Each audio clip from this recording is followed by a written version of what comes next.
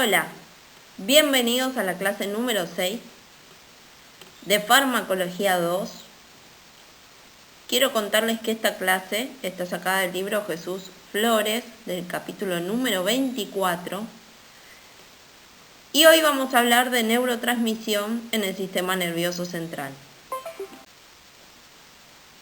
Bueno, esta clase cuenta con diferentes contenidos. Entre ellos vamos a encontrar las generalidades, sistemas monoanímicos, sistemas de aminoácidos y sistemas neuropéptidos.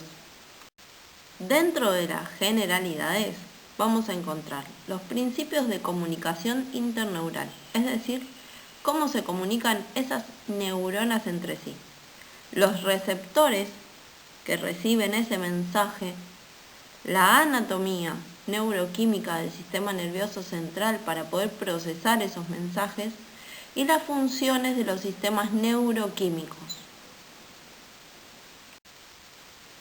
En los principios de comunicación interneural vamos a tener que tener en cuenta la transmisión química. Es decir, va a llegar un neurotransmisor, va a ser una molécula de una sustancia específica que va a ser captada por un receptor. Al ser captada por un receptor en la membrana de la célula postsináptica, la que está esperando recibir ese mensaje, va a provocar una despolarización o hiperpolarización de la membrana. No sabemos qué efecto causa. Esos efectos, ¿sí?, son esas cascadas de reacciones que ese mensaje que llegó va a realizar. Esas modificaciones en la célula membrana postsináptica.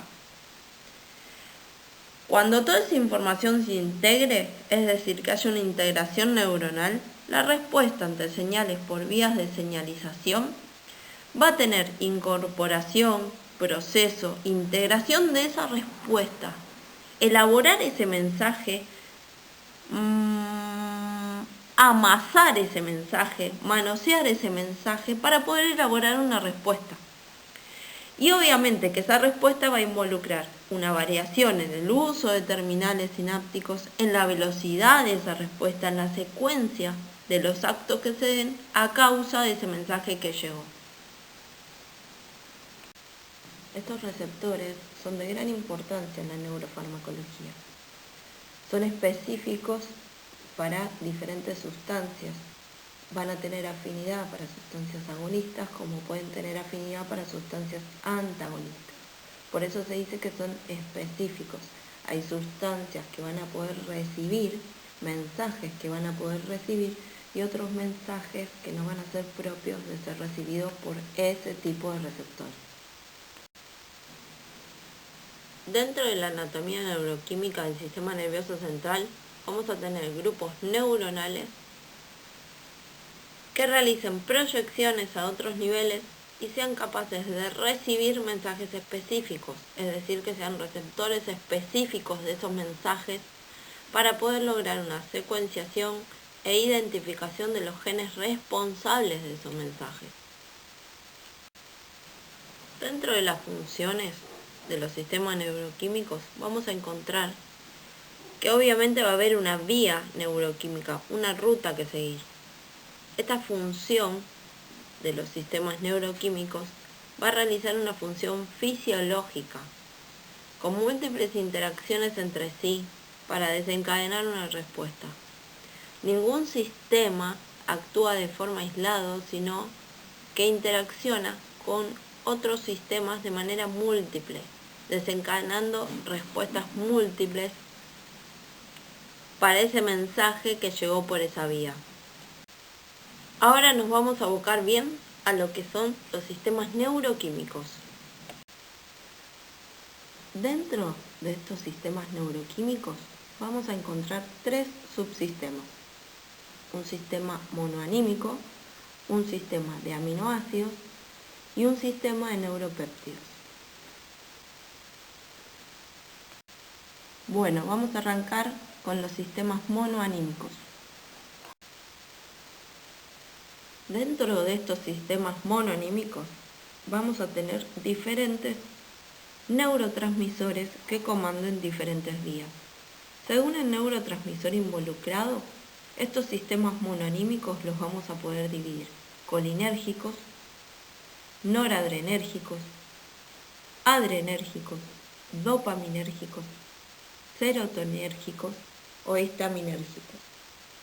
El nombre va a tener que ver con el neurotransmisor, si hablamos de serotonina, serotonérgico, noradrenalina, noradrenérgico, acetilcolina, colinérgico, adrenérgico, adrenalina, dopaminérgico, dopamina, histamina, histaminérgico. ¿Sí? Depende el nombre del neurotransmisor, va a ser el sistema monoanímico que estemos hablando. Ahora bien, para poder estudiar los sistemas monoanímicos y los demás sistemas y ver dónde actúa a nivel del sistema nervioso, debemos hacer un breve repasito sobre la anatomía de este sistema nervioso. Nosotros vamos a tener una formación en la vía intrauterina a partir de vesículas primarias para lo que sería el sistema nervioso central. Esas vesículas primarias son el prosencéfalo, mesencéfalo y romboencéfalo. Estas vesículas primarias se van a especializar un poquito más y van a dar origen a las vesículas secundarias. El prosencéfalo da origen al telencéfalo y al diencéfalo como vesícula secundaria. El mesencéfalo se especializa un poco más y queda solamente como mesencéfalo. Y el romboencéfalo se especializa como vesícula secundaria en metencéfalo, mielencéfalo. Y cada una de estas vesículas secundarias va a dar las estructuras definitivas del sistema nervioso central en el ser humano.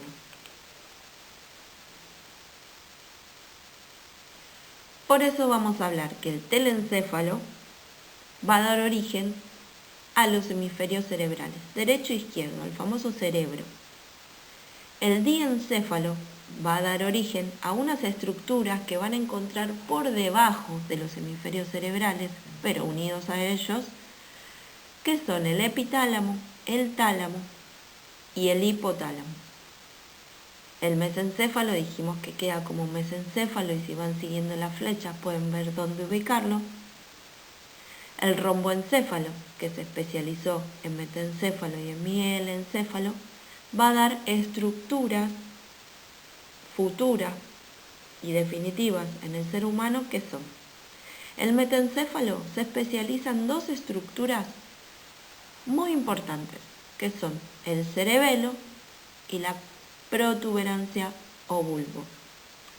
Protuberancia o puente.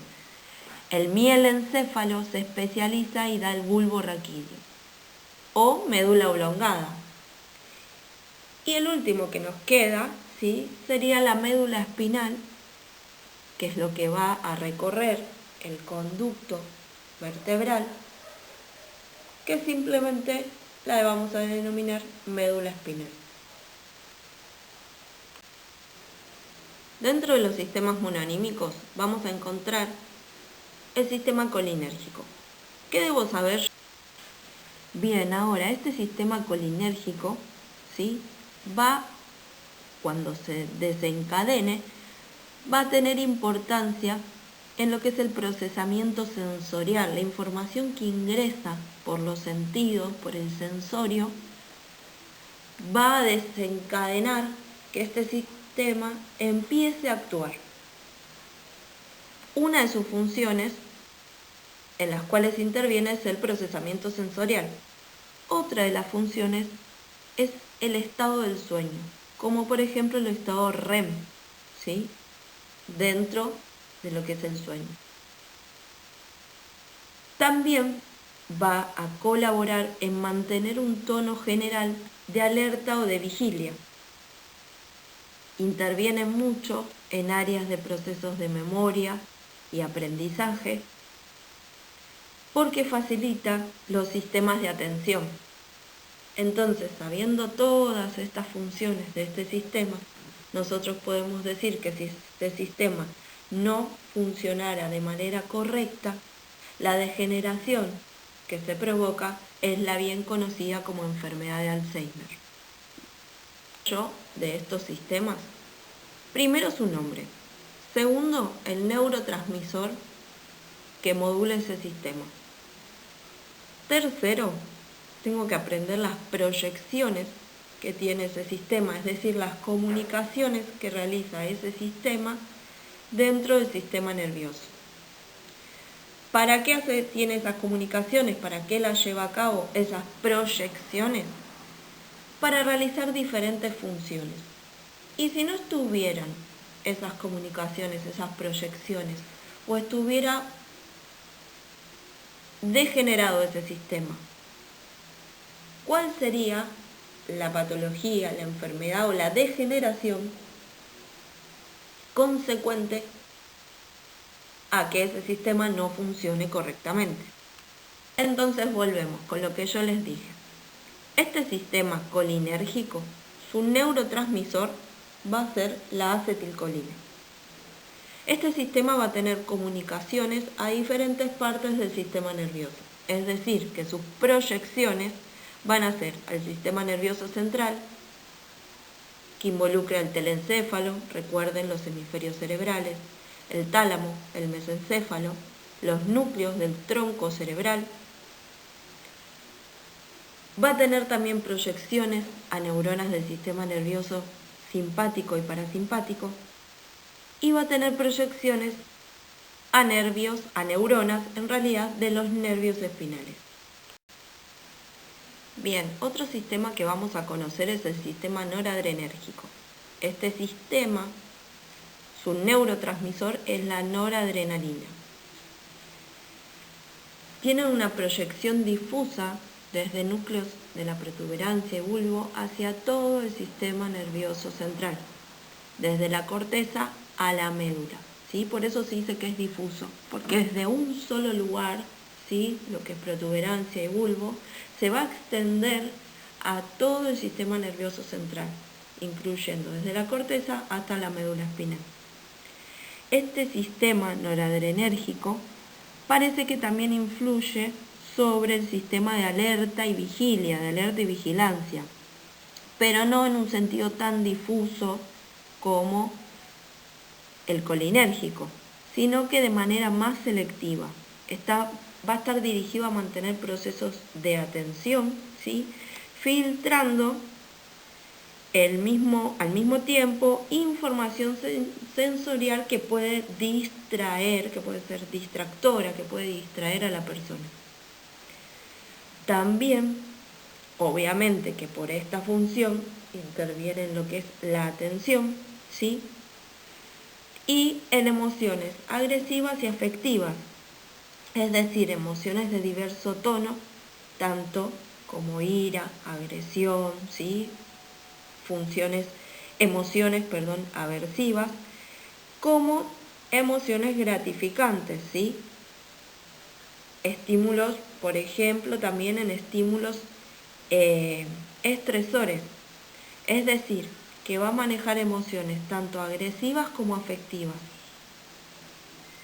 Y también este sistema noradrenérgico va a participar en la regulación de los mecanismos que intervienen en los procesos de alimentación, como hambre, saciedad, ¿sí? Cuando nosotros sentimos hambre es porque este sistema está actuando también.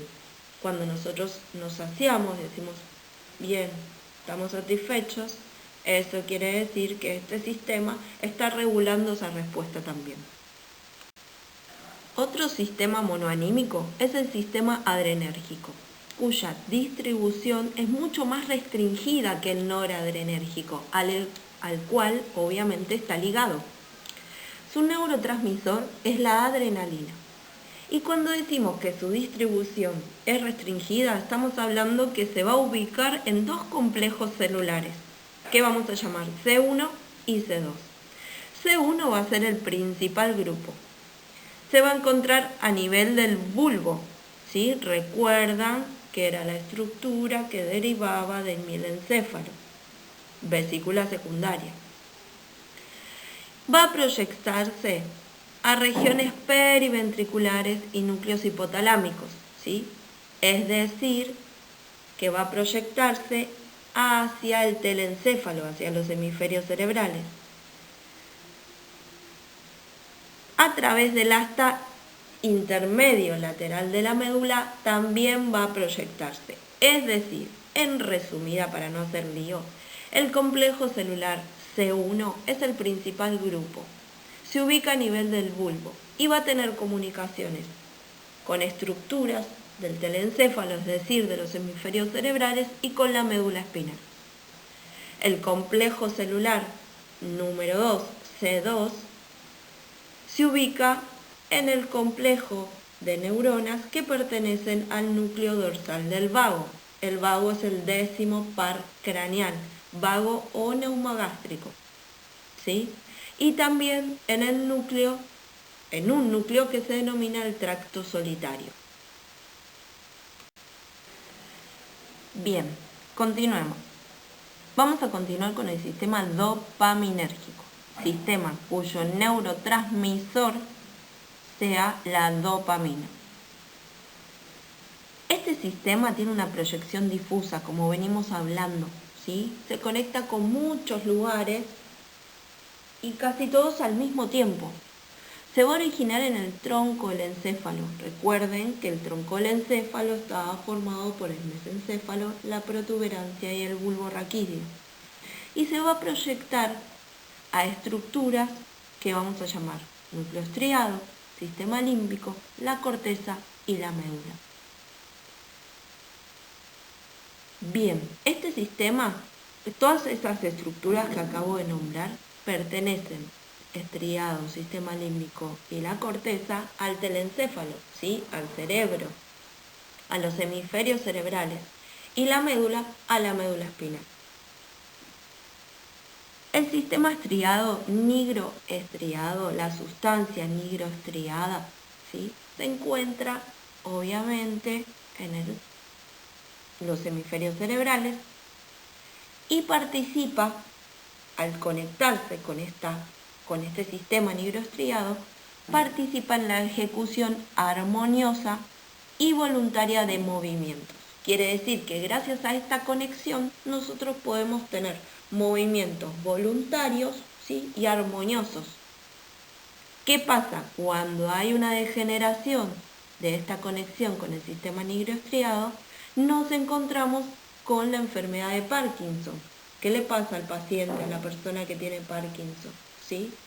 Se realiza temblores, movimientos totalmente desfasados con las distancias correctas de esos movimientos, ¿sí? Esto pasa cuando este sistema nigroestriado se encuentra degenerado o no está funcionando correctamente. Otras conexiones que tiene este sistema dopaminérgico, ¿sí? Va a ser con el sistema mesolímbico. Recuerden que dentro de los hemisferios cerebrales hay un lóbulo que se llama el lóbulo límbico, ¿sí? Que es el que gobierna las emociones, la conducta, la motivación, ¿sí? Cuando este sistema mesolímbico no funciona correctamente, vamos a encontrarnos con una patología que denominamos esquizofrenia, ¿sí? Una patología psiquiátrica. Este sistema también va a tener conexiones con el sistema mesocortical y mesolímbico, que están ligadas a la atención, al pensamiento, a la conducta social, y con un sistema que es el sistema tubero-hipofisiario, que tiene que ver con la secreción de prolactina. Cuando el sistema mesocortical y mesolímbico también se ven degenerados o afectados, podemos encontrarnos con patologías, como dije antes, de esquizofrenia y también patologías como drogadicción. Recuerden que la prolactina es una de las hormonas que regula los estrógenos y la testosterona y además su principal función está ligada al embarazo, a la producción de leche durante el embarazo. Si esta prolactina aumenta, los estrógenos y la testosterona, tanto en mujeres y hombres, ¿sí? Se va a ver reducido, como también puede afectar la producción de esperma o el ciclo hormonal de la mujer. Así que ahí podemos hacer relación qué pasaría si este sistema tuberohipoficiario estuviera alterado. El sistema serotonérgico está ligado al neurotransmisor serotonina. Los núcleos que dan origen a este sistema se denominan núcleos del RAFE, porque son núcleos que se encuentran en el tronco encefálico, ¿sí? Tanto mesencéfalo como protuberancia con bulbo. Así se llaman, núcleos del RAFE. Y va a tener conexiones a todo el sistema nervioso central, incluido el cerebelo y la médula espinal. En cuanto a su papel funcional, la disposición estructural del sistema serotonérgico en el sistema nervioso central cumple también a la perfección el papel asignado a un sistema de modulación difusa, ya que desde algunos pocos núcleos situados en el tronco del encéfalo se va a comunicar, se va a proyectar a todas las estructuras del sistema nervioso central, desde la corteza hasta la médula espinal. Este sistema serotonérgico va a desempeñar un papel decisivo en lo que es el mantenimiento del tono afectivo y del tono vital, de forma que las alteraciones del sistema en su proyección cortical y límbica pueden ser responsables de los trastornos depresivos, ciertas formas de ansiedad, cuadros obsesivos, compulsivos, ideas suicidas, por ejemplo, o de su agresividad expresada consigo mismo o hacia otras personas. También, al tener diversas proyecciones, este sistema controla la ingesta de alimentos, participa en el control de diversas funciones como las que se destacan en la regulación del vómito y la transmisión nociceptiva, es decir, del dolor. Y además interviene en ritmos circadianos de sueño y vigilia. Por eso, al tener todas estas funciones, decimos que si este sistema se ve alterado, vamos a encontrarnos con trastornos depresivos, ansiedad, cuadros obsesivos compulsivos, ideas suicidas, agresividad y alteraciones endocrinas. Y el último sistema monoanímico que nos queda ver es el sistema histaminérgico, cuyo neurotransmisor va a ser la histamina. Este sistema va a conectarse, va a originarse en el hipotálamo y se va a conectar, a proyectar hacia todo el sistema nervioso central y médula espinal. Células gliales, ¿sí? Que son células del sistema nervioso, y vasos sanguíneos. Se dice que está implicado en diversas funciones, como ser del estado de vigilia, diversas manifestaciones de conducta, funciones neuroendocrinas y vegetativas, modulación de la función vestibular, que está relacionada con el equilibrio, y analgesia con el dolor, con disminuir el dolor.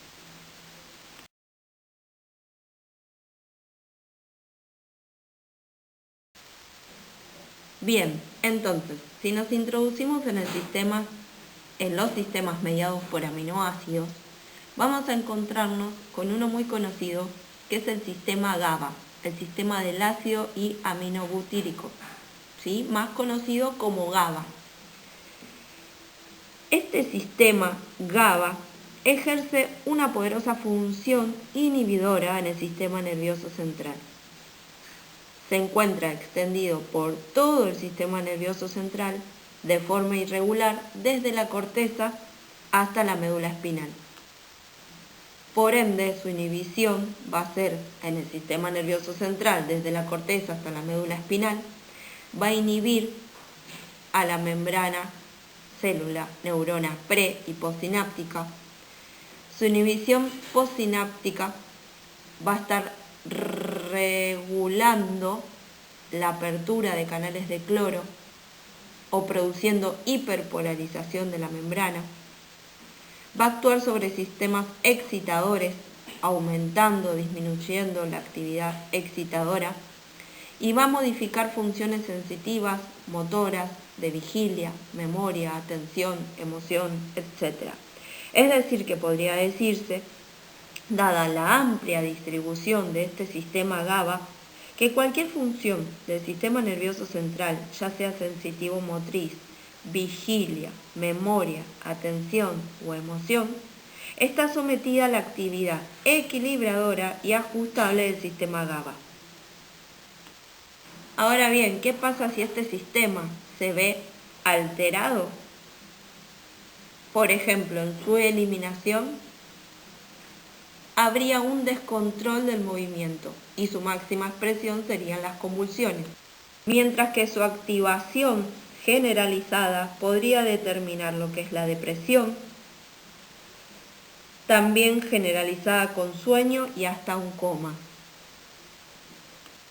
Pero por el contrario, cuando hay modulación del sistema GABA en estructuras y sistemas concretos, va a contribuir la base de actuaciones farmacológicas de beneficio terapéutico, ¿sí? Por eso es que en ciertas patologías donde este sistema se ve alterado, puede realizarse mediante terapias, ¿sí? Mediante fármacos, la modulación para poder obtener un beneficio terapéutico. Ahora, cuando hablamos del ácido aminobutírico GABA, tenemos que saber a partir de qué se sintetiza, cómo es su metabolismo, cómo es su liberación y qué neuronas intervienen en el sistema GABA. Se sintetiza a partir del ácido glutámico, por acción de una enzima que es la glutamino codescarboxilasa. Esta enzima es específica en su síntesis y cuya actividad va a ser el factor limitante de la síntesis. Si no trabaje esta enzima glutamino carboxilasa, no va a haber síntesis de GABA. La enzima que se encargue del metabolismo va a ser la GABA transaminasa. Va a arrojar diferentes compuestos que van a ingresar al ciclo de Krebs, ¿sí? Y luego de algunos de esos compuestos, como el alfa-cetoglutarato, se va a regenerar de nuevo a ácido glutámico y por ende de nuevo a GABA. La liberación de GABA va a ser por exocitosis ante la apertura de los canales de calcio. Al igual que ocurre con otros neurotransmisores, el GABA es recaptado en la membrana de su terminación por un sistema de transporte en que se han detectado que hay componentes de alta afinidad y otros componentes de baja afinidad para con GABA. La forma de las neuronas GABA resulta también de manera muy diversa cómo debe ser la función que llevan a cabo. Dentro de estas neuronas encontramos los astrocitos, que son de tamaño y forma variable, y un circuito local de neuronas que va a tener una función precisa y concreta en la transmisión de GABA. Bien, los receptores sobre los que el GABA actúa son de dos tipos, A y B. Tenemos que saber que los receptores GABA A van a estar ligados a los canales de cloro y los receptores GABA B van a estar asociados a la proteína G. Actúen sobre ellos a la hora de recibir a GABA. Dentro de los sistemas mediados por aminoácidos tenemos el sistema de la glicina. La glicina es el principal neurotransmisor inhibidor en el tronco cerebral y la médula espinal, al igual que el GABA. La diferencia es que el GABA lo hace en regiones más superiores del sistema nervioso. La glicina abunda particularmente en la médula espinal y más en las astas anteriores que posteriores, sobre todo en los segmentos cervicales y lumbares, coincidiendo con el origen de las grandes raíces motoras y en los núcleos motores de los pares craneales. La glicina es un aminoácido no esencial. ¿Qué quiere decir esto? Que puede ser es sintetizada en el organismo, a pesar de que no se la obtenga de la alimentación. Es sintetizada o recaptada en médula o bulbo raquídeo. La liberación de la misma se da por un estímulo nervioso, eléctrico, por entrada de potasio y dependiendo siempre de calcio. La glicina tiene un papel fundamental en el control de la sensibilidad sensorial y de la función motora. Otro de los aminoácidos que podemos encontrar es el glutamato, que tiene un efecto excitador. ¿Qué quiere decir esto? Que la acción estimuladora del glutamato se traduce en un amplio espectro de acciones neuronales, que van desde la activación mínima necesaria para mantener abierto un circuito vía de transmisión nerviosa hasta la excitación persistente que termina por manifestarse en una actividad patológica. Está distribuido ampliamente en todo el sistema nervioso central y la periferia. Es sintetizado a partir de alfa-cetoglutarato por aminotransferasas o a partir de glutamina por glutaminasa, liberado por mecanismos dependientes de calcio, captado por transportadores de alta afinidad y baja especificidad, y sus receptores son inotrópicos y metabolotrópicos. Entonces, recalquemos algo importante. Dentro de los sistemas por aminoácidos tenemos el sistema de GABA, de glicina y de glutamato. Tanto el GABA como la glicina son inhibidores.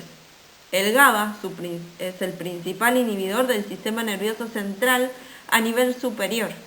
¿Sí? Hablamos de telencéfalo, mesencéfalo. La glicina es el principal inhibidor, pero en tronco y médula espinal.